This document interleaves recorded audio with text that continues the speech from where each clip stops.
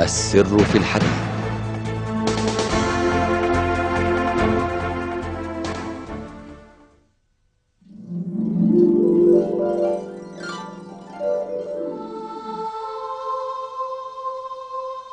الحديد معدن يلفت القرآن الكريم أنظارنا إليه في سورة منه، سميت سورة الحديد.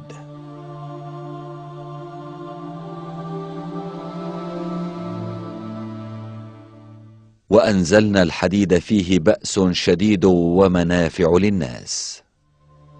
قد يظن أن عبارة أنزلنا التي خص بها الحديد في هذه الآية هي من باب المجاز، الذي يقصد به أن الله خلق الحديد لينتفع الناس به، خاصة وأن الناس يستخرجون الحديد من باطن الأرض.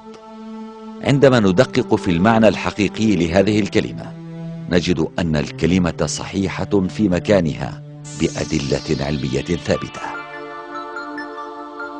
إذ توصلت الاكتشافات الفضائية الحديثة إلى أن الحديد الموجود على سطح الأرض أنزل إليها من النجوم العملاقة في الفضاء الخارجي. إن المعادن الثقيلة في الكون تنتج في نواة النجوم الكبيرة، فنظامنا الشمسي لا يملك البنية التي تمكنه من إنتاج الحديد بنفسه، فالحديد لا يمكن أن ينتج إلا في نجوم أكبر بكثير من الشمس، حيث تصل الحرارة إلى 100 مليون من الدرجات. وعندما تتعدى كمية الحديد المسماة بالمستعر أو المستعر العظيم مستوى معينا في هذه النجوم، فإنها لا تستطيع حملها وتنفجر.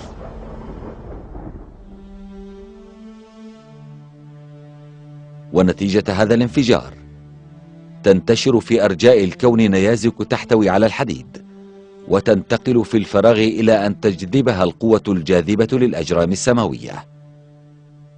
فالحديد لم يتشكل على سطح الأرض أو في باطنها، ولكنه نزل من السماء بواسطة النيازك المحملة بالحديد، كما عبرت عنها الكلمة القرآنية وأنزلنا الحديد.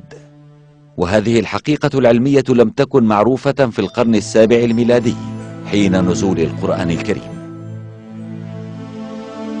ولكنه أوردها لأنه كلام الله عز وجل خالق كل شيء، وهو الذي أحاط بكل شيء علما. وأضف إلى ذلك فالآية التي ذكرت فيها كلمة الحديد هي الآية 25، وتتضمن إشارتين رياضيتين ملفتتين. الحديد هي السورة 57 من القرآن الكريم، والوزن الذري للحديد 57، والعدد الذري للحديد 26، وآية الحديد في السورة رقمها 26 إذا حسبنا البسملة آية. سنريهم آياتنا في الآفاق وفي أنفسهم حتى يتبين لهم أنه الحق. أولم يكف بربك أنه على كل شيء شهيد.